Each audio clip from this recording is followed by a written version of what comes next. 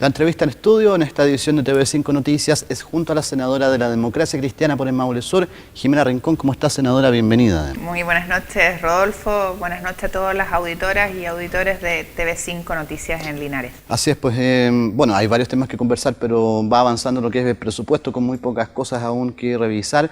Lo de los hospitales, en definitiva, quedó zanjado. ¿Quedó satisfecha con los argumentos que entregó el Ministerio de Salud a propósito de lo que es esta materia de las concesiones de los recintos de Curicó, de Linares, de Chile? La Red Sur. La Red Sur, bueno, primero agradecer a todas y a todos en la provincia de Linares, en Linares, por el tremendo respaldo a Michelle Bachelet el 17 de noviembre. De verdad, mucha emoción, mucho agradecimiento de nuestra candidata Michelle Bachelet para esta tierra del Maule Sur.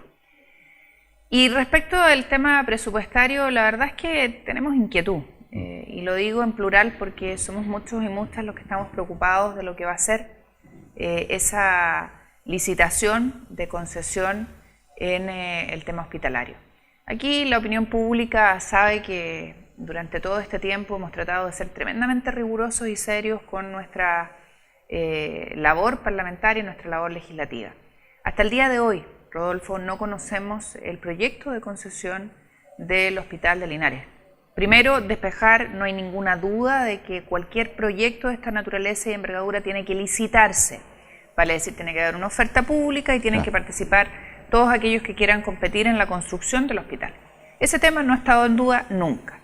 Nuestro tema tiene que ver con la concesión, porque cuando uno concesiona, y lo vamos a explicar fácil con las carreteras, ¿no es cierto?, uno va y le dice a un privado, o sea, le dice a todos los privados que quieran construir y participar en la propuesta, miren, esta obra se va a hacer. Y los privados van y hacen su oferta, el Estado le dice, ok, vamos a ir con usted, que es el que nos da mejores condiciones, y la forma de pagarle la inversión que hace es mediante el cobro de peaje. O sea, es así de simple. El Estado pone a disposición del privado una obra, el privado la construye con recursos propios y recupera la plata invertida con una cantidad de años en los que puede usufructuar del cobro de peaje. Nosotros hemos preguntado, y lo pregunté yo en la sala, ¿cómo se va a hacer aquí en los hospitales? Porque están diciendo que van a concesionar la Red Sur de hospitales, que son varios hospitales. Hasta hoy día no tenemos respuesta. Eso es lo que obviamente complica y preocupa, porque el privado va a tener que lucrar con la administración de ese hospital para poder recuperar la inversión. Al menos así se nos ocurre que debiera ser para que tenga sentido. A lo mejor yo estoy equivocada y no es esa la forma. No lo respondió el ministro en la sesión de la discusión presupuestaria. Aquí algunos llegaron a afirmar que nosotros queríamos evitar que Linares tuviera hospital. Eso es falso, es una mentira absoluta. Nunca. Tú has visto nuestra actuación, hemos estado tras la lucha del hospital. Lo que nosotros hemos dicho, y lo dijimos el año pasado y el antepasado, que no se iba a construir el hospital el año 2013, que no se iba a construir el 2012. El tiempo lamentablemente nos ha dado la razón porque no se construyó, y lo que es una pena para la ciudad y la provincia. ¿Cómo traducir, ¿cómo traducir en ese sentido lo que ha señalado, por ejemplo, la nueva mayoría acá en la zona de que el hospital, bueno, se va a revisar que dependa del Estado? ¿Cómo se condice eso con lo que está ocurriendo en el Congreso, digamos? Hasta el 11 de marzo del 2014, quien gobierna el país es la derecha y Sebastián Piñera. Lo que ellos hagan hasta esa fecha, nosotros no podemos evitarlo, salvo, obviamente, algún recurso judicial que nos permitiera paralizar cualquier decisión que vaya en contra de la ciudadanía. Pero aquí, como hay algunos que se dedican a manipular y a mal informar a las personas a través de los medios de comunicación, la verdad es que es bien complejo esto.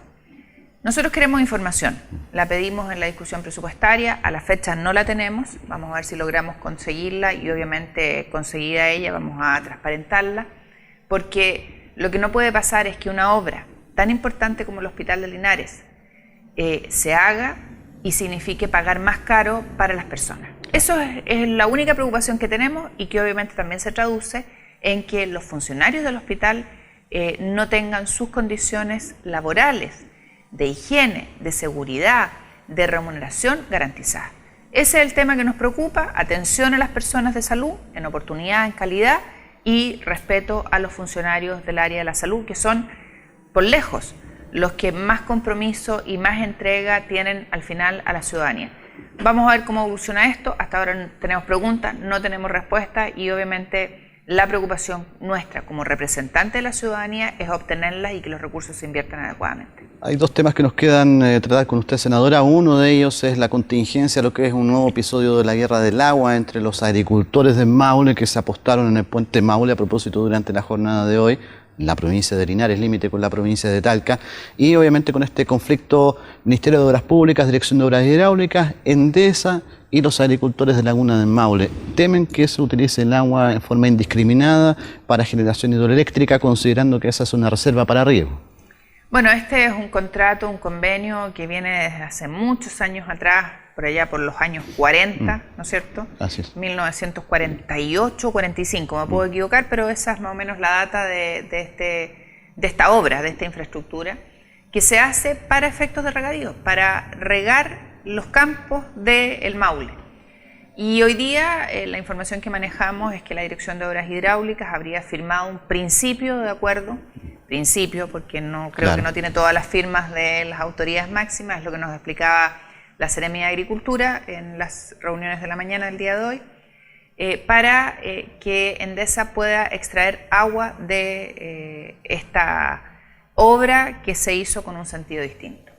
¿Qué es lo que dicen los canalistas, los agricultores? Que no puede hacerse tal como se está estipulando en ese preacuerdo, que ellos no tienen problema en que se haga una represa aguas abajo con el remanente de las aguas que no se ocupen para riego y que no afecten ni comprometan el riego. Recordemos que estamos en varios años ya de sequía en esta zona y obviamente el principio para el cual se hizo la obra tiene que garantizarse.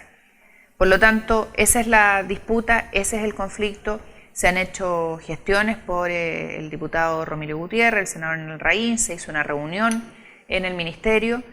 Yo no pude concurrir ese día, estábamos recién con la muerte de mi sobrina y estaba acompañando a mis padres, pero he estado en contacto permanente con los dirigentes de los canalistas, de los agricultores, y obviamente toda mi colaboración para que este tema se aclare y se respeten los derechos de todos, porque obviamente la agricultura es importante, es vital, la energía también, pero no puede ser en colisión de derechos, no puede ser en desmedro del objetivo primero que tenía esta infraestructura. Faltan exactamente 10 días para la segunda vuelta presidencial y hay de una u otra forma dos aspectos que analizar. Uno, el hecho de que se teme que no concurra la cantidad de gente necesaria para de una u otra forma dar legitimidad, aunque eso es discutible en todo caso, con el voto voluntario, por cierto, aún más.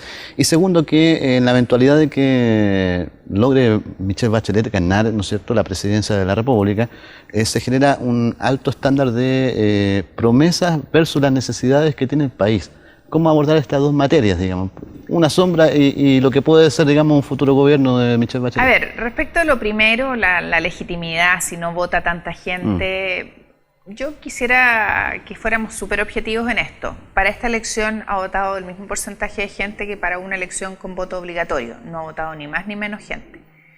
Segundo, en Estados Unidos, Obama fue elegido con el 40% del electorado y la verdad es que nadie cuestiona su legitimidad. Yo creo que el hacer aquello es bastante pequeño, es oportunista, es tratar de restarle importancia al respaldo ciudadano que ha tenido Michelle Bachelet en la primera vuelta, que fue aplastante por sobre quien le seguía, más de 20 puntos. Sí. Y por lo tanto, creo que de verdad yo no me detendría mucho más en eso. ¿Tenemos que discutir el tema de la voluntariedad o no del voto? No. Sí. Yo creo que es importante necesario, que la gente vaya a votar. Hay que hacerlo, claro. Es importante. Hay países, y Chile, antaño, antes del golpe militar, cuando tú ibas a votar te cortaban un pedacito del carnet de identidad, me contaban, pero yo era bien chica, así que no recuerdo aquello. Yo tenía 5 años para el golpe, el 73, pero en los almuerzos y las reuniones que hemos tenido estos días, alguien decía, oye, si en el pasado nos cortaban un pedacito del carnet de identidad, y tú con ese carnet de identidad tenías que hacer los trámites. Y si no habías votado, claro, la verdad es que no tenías derecho a hacer gestiones. Hay otros países, y lo tratamos de impulsar en esta discusión ahora en Chile, no fue posible, en que para poder postular a beneficios sociales tienes que haber participado en las elecciones como requisito mínimo. Yo creo que eso es algo que tenemos que discutir. Tratamos de impulsarlo y la derecha no quiso. Pero también podríamos innovar y decir, ¿saben qué? Inscripción automática, voto obligatorio, y si tú no quieres participar en la elección, tienes un periodo de tiempo antes para ir y desafiliarte para esa votación, y después vuelves a quedar inscrito, como una expresión de voluntad. Yo creo que hay que revisar el tema. Sobre los desafíos que vienen y son bastantes. El programa de gobierno. El país, digamos, está en una situación muy expectante. Sí, y hay que también ser claros en eso. Escuchábamos el informe del Banco Central, el IPOM, el día miércoles en la mañana. Yo fui a la sesión y la verdad es que hay cosas que son importantes destacar. El presupuesto de la Nación, con el que se hizo toda la discusión presupuestaria, señaló, Rodolfo, que íbamos a tener un crecimiento de 4.9% el año 2014. El informe que nos ha presentado el Banco Central el día miércoles señala que el crecimiento va a moverse entre 3.75 y 4.25. Y 4.5, o sea, da un promedio de 4.25, o sea, bastante inferior a lo que proyectó el gobierno. ¿Por qué es importante esto? Porque como la proyección de crecimiento es menor, son menores los recursos que van a entrar al fisco para emprender las distintas obras que o ya están comprometidas o se planifican hacer en una primera etapa de gobierno. La presidenta Bachelet ha señalado cuáles son sus tres ejes, ¿no es cierto? La reforma educacional, la reforma tributaria y la nueva constitución. Cuando uno mira el nivel de compromiso fiscal que hay ya efectuado por este gobierno en lo que va a ser el próximo año, uno se da cuenta que los recursos están prácticamente comprometidos. Por lo tanto, cualquier nuevo proyecto va a requerir recursos. Y eso hoy día, con las decisiones de este gobierno, no se está pudiendo asegurar. Lo que es grave, porque la ciudadanía ha votado por una alternativa el 17 de noviembre que no es la del actual gobierno, es una alternativa distinta. Y el gobierno se empecina en dejar amarrados los recursos para que el próximo gobierno no pueda innovar. A mí me parece que es poco serio, que no es democrático, que no debiera ser así. Ese es un tema que tenemos que revisar en el futuro, porque hoy nos pasa a nosotros, el día de mañana les puede pasar a ellos, y obviamente no es bueno. Así es. La senadora Jimena Rincón en los estudios de TV5 Noticias. Que esté muy bien, senadora. Bueno, y seguramente nos encontraremos los próximos días para ver los últimos detalles de la segunda vuelta presidencial. Seguro, y a votar el 15 de diciembre. Depende de ustedes. Que esté muy bien, hasta pronto. Gracias. A ustedes les invitamos a nuestra pausa en esta edición de TV5 Noticias. De regreso, mayores informaciones. Esperemos. Esperemos un momento, senadora, por favor. Sí. Para que no corten la grabación.